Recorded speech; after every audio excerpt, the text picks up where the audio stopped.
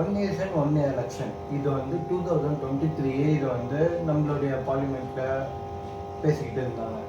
Like இப்போ last December 12 Thursday அன்னைக்கு வந்து கேபினெட் மூலியமாக அப்ரூவல் ஆகி பார்லிமெண்ட்டில் வின்டர் செஷனில் ஸ்டார்ட் பண்ணலாம், டிஸ்கஸ் பண்ணலாம் அப்படின்னு இருக்காங்க.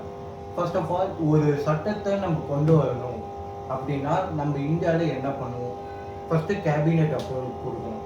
அண்ட் தென் கேபினெட் அப்ரூவல் கொடுத்ததுக்கு அப்புறமா பார்லிமெண்ட்டுக்கு போவோம். பார்லிமெண்ட்டுக்கு போகிறதுல lower house Lok Sabha, Appar house Rajya Sabha, இவங்க 2 பேரும் அப்ரூவல் கொடுத்த அப்புறம் பிரசிடென்ட் கிட்ட இருந்து இதாகும். அவங்க கிட்ட அப்ரூவல் ஆனதுக்கப்புறம் அது ஒரு சட்டமாக கொண்டு வரும். லைக் இப்போ வந்து நம்ம ஒன் நேஷன் ஒன் எலெக்ஷன் கேபினெட்லேருந்து அப்ரூவல் ஆகி பார்லிமெண்ட்டுக்கு மட்டும்தான் போயிருக்கு, இன்னும் ஃபர்தர் ஸ்டெப்புக்கு போகல. ஒன் நேஷன் ஒன் எலெக்ஷன் வேணுமா வேணாமா அப்படின்னு பார்த்தா மோஸ்ட் தனிப்பட்ட கருத்து நிறைய பேருக்கு இருக்கும். But one nation one election இது வேணும்னு சொல்கிறவங்களுடைய பாயிண்ட் என்னன்னா, மணி வந்து ஈஸியாக சேவ் பண்ணலாம், நிறைய சேவ் பண்ணலாம் அப்படின்ற மாதிரி தான் அவங்ககிட்ட பாயிண்ட். ஏன் அப்படி சொல்கிறாங்க அப்படின்னா, நார்மலாக எலெக்ஷன்னா நம்ம இந்தியாவில் 3 எலெக்ஷன் இருக்குது. ஃபர்ஸ்ட் 3 எலெக்ஷன் இருக்குது. First one central election, state election, local body election. Central எலெக்ஷன்னா எம்பி, பிரைம் மினிஸ்டர்ஸ் அவங்க இருக்கும். ஸ்டேட் எலெக்ஷன்னா எம்எல்ஏ, சிஎம் அவங்க செலக்ட் பண்ணுவோம்.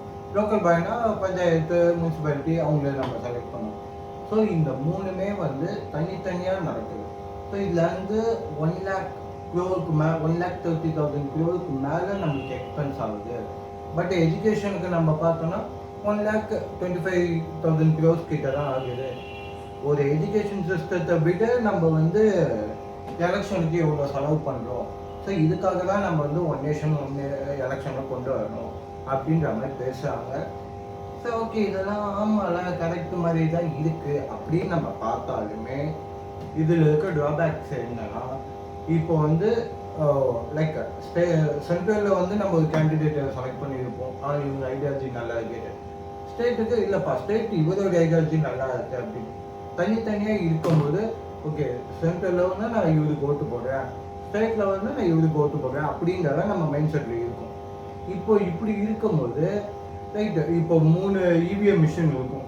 இப்போ அந்த 3 இவிஎம் மிஷினில் வந்து நான் 3 பேரோட கொள்கையுமே பப்ளிக்கால மைண்டில் ஞாபகம் வச்சு மேனிஃபெஸ்ட் பண்ணி ஓகே இவருக்கு இந்த கொள்கை இவருக்கு இந்த கொள்கை அப்படி கொண்டு வர முடியுமான்னு பார்த்தா கஷ்டம்.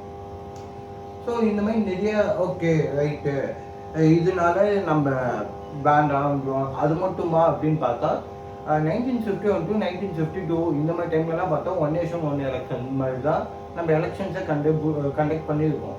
அதுக்கப்புறம் ஜவஹர்லால் நேரு வந்து கேரளா கவர்மெண்ட்டை கவுத்துனதுக்கப்புறம் தான் தனித்தனியாக நம்ம நிறைய இது கொண்டு வந்தோம்.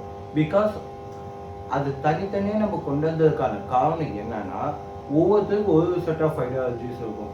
நீங்கள் பெரியார் பிடிக்கும், சில ஸ்டேட்டில் பெரியார் பிடிக்காது, சில இதில் கம்யூனிசம் பிடிக்கும், சில ஸ்டேட்டில் கம்யூனிசம் பிடிக்கும். ஸோ ஒரு செட் ஆஃப் ஐடியாலஜி, ஒரு செட் ஆஃப் குரூப் ஆஃப் பீப்புளுக்கு அது ஒரு ஃபாலோ பண்ணணும்ட்டு இருக்கும். ஸோ அதுக்காக ஒரு செட் ஆஃப் இது இருக்குது. ஸோ இதை வந்து இம்ப்ளிமெண்ட் பண்ண முடியுமா அப்படி கேட்டால் மோஸ்ட் ப்ராபபிலிட்டி முடியாதுன்ற மாதிரி தான் இருக்கும். பட் எப்படி இருக்குமோ மாறலாம்.